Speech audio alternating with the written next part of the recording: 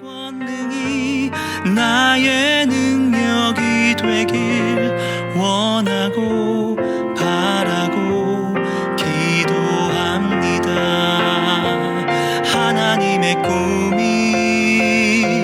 나의 비전이 되고 예수님의 성품이 나의 인격이 되고 성령님의 권능이 나의 능력이 되길 원하고 바라고 기도합니다.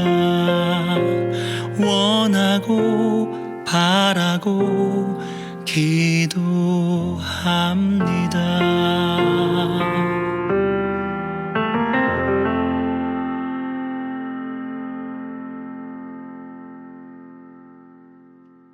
시간 기도함으로 새벽 예배를 시작하겠습니다. 자비로우신 하나님 아버지 감사드립니다. 새로운 날을 주시고 주님께 나와 예배드릴 수 있는 이 자리로 인도하여 주심에 감사드립니다. 하나님 아버지, 이 시간 가운데 성령 충만함으로 우리를 붙들어 주셔서 주님께 집중할 수 있게 하여 주시옵시고 우리가 부르짖고 주님께 드려지는 모든 기도 제목들을 주님 응답하여 주셔서 하나님의 거룩하고 위대한 뜻이 우리 삶 가운데 이루어질 수 있도록 은혜를 베풀어 주시옵소서. 감사드리며 예수님의 이름으로 기도드렸습니다. 아멘. 오늘 우리에게 주신 하나님의 말씀은 로마서 8장 31절에서 39절 말씀입니다. 그런즉 이 일에 대하여 우리가 무슨 말하리요? 만일 하나님이 우리를 위하시면 누가 우리를 대적하리요? 자기 아들을 아끼지 아니하시고 우리 모든 사람을 위하여 내주신 이가 어찌 그 아들과 함께 모든 것을 우리에게 주시지 아니하겠느냐? 누가 능히 하나님께 택하신 자들을 고발하리요? 의롭다 하신 이는 하나님이시니 누가 정죄하리요? 죽으실 뿐 아니라 다시 살아나신 이는 그리스도 예수시니 그는 하나님 우편에 계신 자요 우리를 위하여 간구하시는 자시니라. 누가 우리를 그리스도의 사랑에서 끊으리요? 환난이나 곤고나 박해나 기근이나 적신이나 위험이나 칼이랴. 기록된 바 우리가 종일 주를 위하여 죽임을 당하게 되며 도살당할 양같이 여김을 받았나이다 함과 같으리니 그러나 이 모든 일에 우리를 사랑하시는 이로 말미암아 우리가 넉넉히 이기느니라. 내가 확신하노니 사망이나 생명이나 천사들이나 권세자들이나 현재일이나 장래일이나 능력이나 높음이나 깊음이나 다른 어떤 피조물이라도 우리를 우리 주 그리스도 예수 안에 있는 하나님의 사랑에서 끊을 수 없으리라. 아멘. 오늘 읽었던 본문 바로 직전인 로마서 8장 28절 말씀에는 많은 분들이 잘 아시는 성경 구절이 있습니다. 우리가 알거니와 하나님을 사랑하는 자, 곧 그의 뜻대로 부르심을 입은 자들에게는 모든 것이 합력하여 선을 이루느니라. 참으로 희망적인 말씀입니다. 우리 인생의 모든 일들이 헛것으로 가지 않고 선을 이루는 데 일조한다고 말하고 있습니다. 결국 예수 그리스도 안에 있는 자들의 끝은 영광스럽습니다. 왜 고난과 아픔을 겪어야만 하는지 우리는 미래의 그 이유를 전부 알게 될 겁니다. 문제는 그날이 올 때까지 우리는 기다려야 한다는 사실입니다. 우리는 오늘도 여전히 고난과 아픔 속에 있고 바뀌지 않는 현실 속에서 살아가야 합니다. 이미 우리의 몸과 마음은 상처투성이로 얼룩지고 있는 상황입니다. 그래서 사실 우리가 궁금한 것은 미래의 선이 이루어지는지 아닌지 그것이 아니라 현재 오늘의 고통과 아픔 가운데 정말 하나님께서 우리를 사랑하시는지입니다. 마치 매를 맞으며 훈육받는 우리 자녀들의 모습과 같습니다. 부모가 자녀에게 매를 맞는 이유는 너가 앞으로 더 훌륭한 사람이 되기 위함이라고 아무리 설명을 해줘도 매의 아픔과 고통이 사라지지는 않습니다. 설령 자녀가 훈육의 목적을 이해하더라도 매를 맞는 그 순간 여전히 질문을 하게 됩니다. 내가 정말 사랑을 받고 있는가? 내 부모는 정말 말씀하시는 것처럼 나를 사랑하시는가? 사랑하는 성도 여러분, 하나님께서는 정말 우리를 사랑하실까요? 오늘 말씀은 하나님께서 우리를 진실로 사랑하신다고 말하고 있습니다. 우리를 향한 하나님의 사랑은 확실합니다. 그렇다면 우리는 그 사실을 어떻게 알 수 있을까요? 바로 예수 그리스도를 통해서입니다. 하나님께서 자신의 아들 예수 그리스도를 우리의 죄를 대신하여 십자가에서 죽게 하셨습니다. 우리를 살리시기 위해서 자신의 아들을 죽이는데 하나님께서는 망설이지 않으셨습니다. 그러므로 우리는 예수님을 보면서 하나님께서 우리를 얼마나 사랑하시는지 알 수 있습니다. 사도 바울은 하나님의 사랑에 대하여 오늘 본문에서 5가지 질문을 하고 있습니다. 첫 번째 질문입니다. 만일 하나님이 우리를 위하시면 누가 우리를 대적하리요? 때로는 우리는 공격을 받을까봐 두려워합니다. 그리고 그 공격을 혼자 받을까봐 무서워합니다. 그러나 하나님께서는 우리를 위하시는 분이십니다. 우리를 위한다는 이 말은 우리의 편에 계신다는 뜻입니다. 자신의 아들을 우리를 위해 제물로 드릴 만큼 하나님께서는 우리를 위해 일하시고 공격의 위협 속에서도 우리를 절대 혼자 두지 않습니다. 하나님께서 우리의 편에 계시니 더 이상 공격을 두려워하지 않아도 됩니다. 두 번째 질문은 32절 말씀에 있습니다. 자기 아들을 아끼지 아니하시고 우리 모든 사람을 위하여 내주신 이가 어찌 그 아들과 함께 모든 것을 우리에게 주시지 아니하겠느냐. 때로는 하나님께서 우리에게 너무 인색하시다는 느낌이 들기도 합니다. 그러나 하나님께서는 자신의 아들을 아낌없이 주시는 분이신데 우리의 필요를 절대 외면하지 않으시며 우리의 필요를 채우신데 절대 인색하시는 분이 아니십니다. 우리는 우리를 위해서 내어주신 그 예수님을 보면 알 수 있습니다. 세 번째 질문은 33절에 있습니다.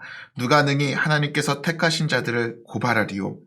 고난을 당하면 내가 지은 잘못 때문에 내가 벌을 받고 있지 않은가 의심이 들 때가 있습니다. 그래서 죄의 죄책감이 우리의 마음을 지배할 때가 있습니다. 그러나 우리는 예수님을 통해 의롭다함을 받은 자들입니다. 그것도 하나님께서 직접 그렇게 칭하셨습니다. 그러니 예수님을 믿는 자의 의로움은 없어지지도 손상되지도 사라지지도 않습니다. 우리는 더 이상 죄의 죄책감에 넘어지지 않아도 됩니다. 네 번째 질문은 34절에 있습니다. 누가 정죄하리요? 예수님을 통해 구원을 받았지만 구원의 확신이 흔들릴 때가 있습니다. 고난을 겪고 있는 내가 어떻게 하나님의 백성일까 고민이 들 때가 있습니다. 여전히 죄를 짓는 내 자신의 모습을 보고 우리 안에 구원이 없는 것처럼 느껴지기도 합니다. 그러나 우리의 구원은 예수님께서 직접 보장하신 겁니다. 하나님의 우편에 앉아 계시는 예수님께서 우리를 위하여 간구하십니다. 이 사람은 의로운 자입니다. 이 사람은 구원을 받은 자입니다. 라고 하나님께 우리를 대신하여 변호해 주십니다. 그리고 하나님은 예수님을 보며 예수님의 그 변호를 들으며 우리를 그의 영광 가운데 들어오게 하십니다. 그리고 마지막 질문은 35절에 있습니다. 누가 우리를 그리스도의 사랑에서 끊으리요? 우리의 환경을 보면 더 이상 하나님의 사랑이 우리 삶에 없는 것처럼 느껴질 때가 있습니다. 하나님의 사랑을 느끼기에는 너무나도 큰 장벽들이 많습니다. 그러나 39절 말씀처럼 그 어떤 것도 우리를 우리 주 그리스도 예수 안에 있는 하나님의 사랑에서 끊을 수 없습니다. 그 이유는 하나님께서 우리를 사랑하시는 이유가 이 세상의 그 어떤 것에 달려있지 않기 때문입니다. 하나님께서 우리를 사랑하시는 이유는 우리가 가지고 있는 그 어떤 것 때문에도 아니고 우리 주변의 환경 때문도 아닙니다. 하나님께서는 우리를 사랑하시기로 한 이유가 따로 있진 않습니다. 그저 사랑하시기로 선택하시고 작정하셨습니다. 그러니 이 세상의 그 어떤 것도 하나님의 사랑을 막을 수 없습니다. 사망이나 생명과 같은 우리의 인간의 어떠한 경험도 하나님의 사랑을 막을 수 없습니다. 영적인 존재들인 천사들이나 권세자들도 막을 수가 없습니다. 현재일이나 장래일 같은 그 어떤 시간도 하나님의 사랑을 끊을 수가 없습니다. 높음이나 깊음이나 이와 같은 어떤 공간도 그리고 어떤 피조물도 하나님의 사랑을 막을 수 없습니다. 하나님의 사랑은 이 같은 조건들이나 환경들에 근거하고 있지 않습니다. 예수 그리스도가 우리 대신 죽은 이유는 이런 조건 때문이 아니라 순수히 하나님의 선택과 하나님의 작정 때문입니다. 그러니 지금도 여전히 하나님의 사랑은 변함이 없습니다. 사랑하는 성도 여러분, 하나님의 사랑을 받고 있다는 사실을 우리가 어떻게 확인하고 알 수 있을까요?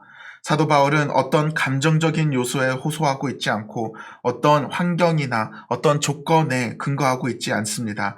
오히려 우리에게 질문을 던지면서 우리가 그 대답을 곰곰이 생각해보고 따져보라고 초청하고 있습니다. 그리고 하나님의 사랑의 근거를 제시해주고 있습니다. 바로 예수 그리스도입니다. 하나님이 우리를 사랑하신다는 것을 우리가 알 수 있는 것은 오직 예수 그리스도를 통해서입니다. 우리가 예수님을 바라보고 우리가 예수님께 집중할 때 하나님이 나를 사랑하고 계신다는 사실을 우리는 확신할 수 있습니다. 사랑하는 성도 여러분, 그러니 오늘 하루 우리의 시선을 예수 그리스도께 향하도록 합시다. 하나님의 사랑이 의심되고 흔들릴 때마다 예수 그리스도께 집중합시다. 그리하여 하나님의 사랑을 누리시는 여러분 되시길 간절히 소망합니다. 함께 기도하시겠습니다. 사랑과 은혜가 많으신 하나님 아버지, 우리의 환경과 우리의 현실을 바라볼 때는 때로는 하나님이 우리를 사랑하지 않는가, 하나님의 사랑이 없는가라고 질문하고 의심할 때가 있습니다. 주님 아버지, 그러나 여전히 하나님께서는 우리를 사랑하신다고 말씀하셨습니다. 주님, 우리가 그 어떤 조건에서 하나님의 사랑을 확인하는 것이 아니라 우리가 예수 그리스도를 바라봄으로써, 예수님께 집중함으로써, 그 십자가를 봄으로써 우리가 하나님의 사랑을 확인할 수 있도록 지금 도와주시옵시고, 예수 그리스도를 말미암아 하나님의 사랑이 흔들림 없이 우리 마음 가운데 심어질 수 있도록 지금 그 은혜를 허락하여 주시옵소서. 감사드리며 예수님의 이름으로 기도드렸습니다. 아멘. 이 시간 주실 말씀을 생각하며 기도하시겠습니다. 현재 직면하는 어려움과 환경 속에서 우리의 시선을 주님께 향하도록 하시고 우리를 향한 하나님의 사랑을 확신하고 누리는 그 은혜를 허락하여 주옵소서. 우리 자신을 위해 2분 동안 함께 기도하시겠습니다.